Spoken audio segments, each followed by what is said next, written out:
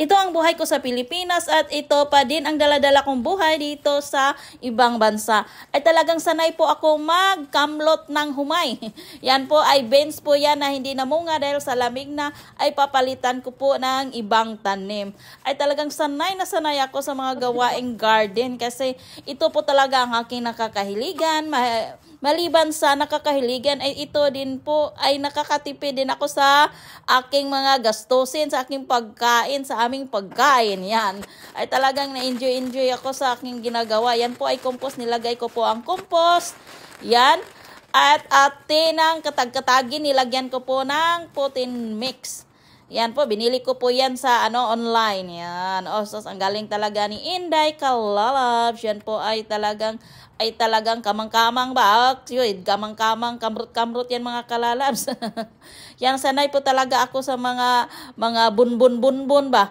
Kasi yan po ang nilalaro ko sa bata ako. Yan, no? Ay talagang sanay ako sa trabahong bukid. Kita nyo naman, no? Halatang halata ba? Na ay talagang sobrang sanay ako. Kasi sobrang na-enjoy ako mga kalalabs sa ganito. Dahil wala po akong kameritisan dito, yung panahon ko po ay nilalaan ko po talaga sa mga makabuluhang bagay.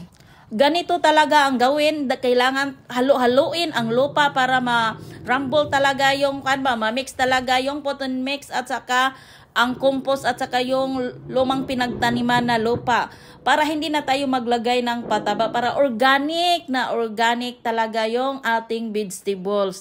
At hindi po ako gumagamit talaga ng mga medisina dahil kakainin ko po yan. Yan po ang minumukbang ko. Hindi na po ako bibili. After 15 days ay pwede na po tayong makapag-ani sa litos kasi malaki na po yung iba kong tinanim. Yan ay malaki na yung subol niya, yung punla niya ay madali lang tayo makapag-ani.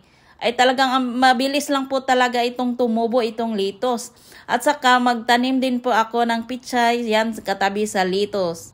Mixed variety po itong litos ng aking tinanim para maganda naman siya tingnan pag tumubo.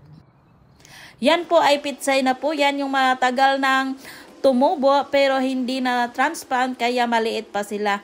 Pero hindi tayo mag-alala niyan, lalaki yan.